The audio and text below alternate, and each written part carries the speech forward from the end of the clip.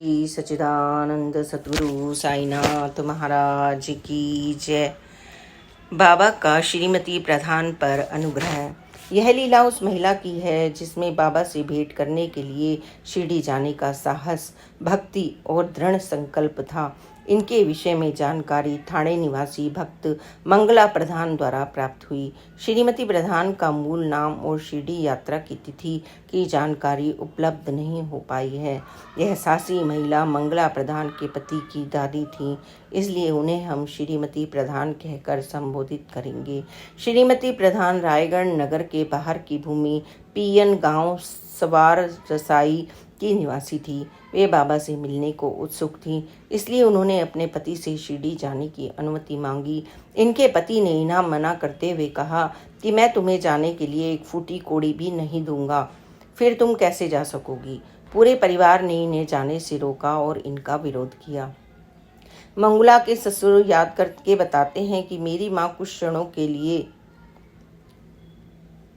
तो निराश हुई, लेकिन मन ही मन में उन्होंने एक योजना बनाई। हालांकि उन्हें शिरडी यात्रा में खर्च होने वाले पैसों का कुछ भी अनुमान नहीं था, लेकिन अधिक खर्च होने की संभावना उन्हें नजर आ रही थी।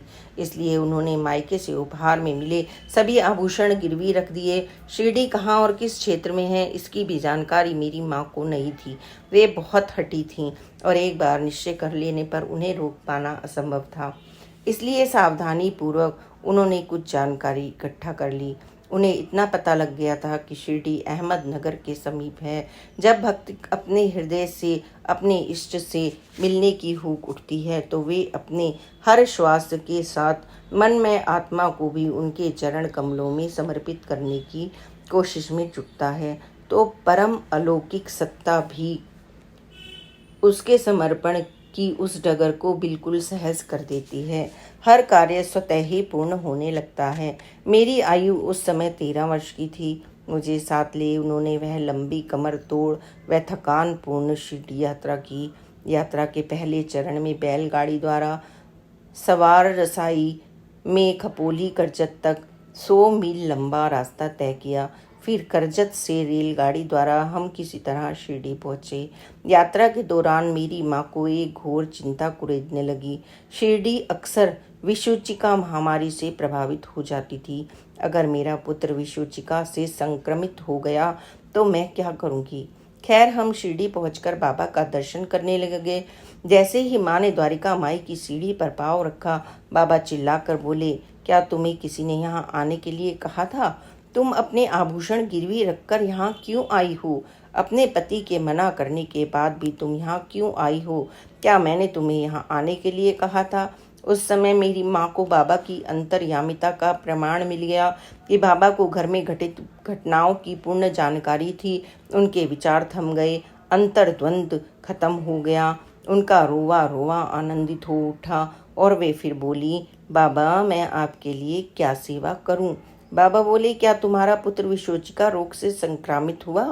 अरे रहने दो, तुम्हारे मुख्य द्वार के समीप एक सुंदर बेल वृक्ष है, मुझे बेल पत्र अर्पित करो। फिर बाबा ने हमें आशीर्वाद देते हुए मुट्ठी भर उदी दी। इस शिरडी यात्रा के पश्चात मेरी माँ के जीवन में सकारात्मकता परिवर्तन हुआ। बाबा ने उनके ईश्वर विश्वास रूपी पात्र में उत्साह के तेल को भरकर उसे ज्ञान ज्योति से प्रज्वलित किया। वे हर प्रकार से मुक्त हो गईं। उन्होंने जीवन पर्यंत बाबा के स्वरूप के समक्ष उस बेल वृक्ष के पत्तों को अर्पित किया। जरूरतमंदों की सहायता के प्रत्येक कार्य को गुरु सेवा समझकर शिरोधार्य किया। सेवा चाहे कैसी भी हो, मेरी माँ के लिए वह बाबा का प्रसाद थी। सेवाओं में भेदभाव, ऊंच नीच, छोटा बड़ा देखना, इन विचारों का ना उनके जीवन में कोई स्थान था ना मन में। उन्हें तो बस एक ही पाठ आता था, जो सेवा सौंपी गई है उसे पूर्ण समर्पण के साथ निभाना है। वे बीमारों और गर्भवती महिलाओं जिन्हें प्रसव के समय कठिनाई होती थी को बाबा की उधी देती, जिसके सेवन से उनके कष्टों का अंत होता था। जल्दी ही वे पूरे गांव की प्रिय काकू मूसी बाई बन गई। बाबा ने उन्हें भविष्यवाणी करने की अनूठी विद्या भी प्रदान की। गांव वाले उनके पास आकर अपने खोए हुए बछड़े, गायें आदि पशुओं के विषय में भी पूछा करते थे।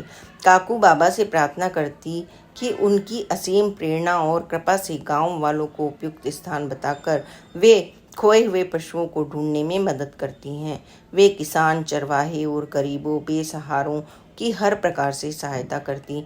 बाबा ने उन्हें अपने हाथों से अपना चित्र देकर उनके हृदय में सुंदर, स्वच्छ और निर्मल भावनाओं का विचार को रोपा था। मेरी माँ ने भी जीवन पर्यंत सुसंस्कारिता और भक्ति भावना से ओतप्रोत भावों से बाबा की विधिवत पूजन कर अपने जीवन को सफल बनाया। अंत में मंगला ने बताया कि इस अद्भुत गाथा को सुनने के पश्चात मैंने भी बाबा के स्वरूप को उस वृक्ष के बेलपत्र अर्पित करने शुरू कर दिए। मैं बड़े गर्व से कहती हूँ कि हमारा परिवार मन से, वचन से और शरीर के द्वारा बाबा के द्वारा दिए गए चित्र को पूजन और अर्चन करता है। श्री सच्चिदानंद सद्गुरु साईनाथ महाराज की जय। Please like and subscribe this channel. Om Sai Ram, जय साई राम, ओम साई राम।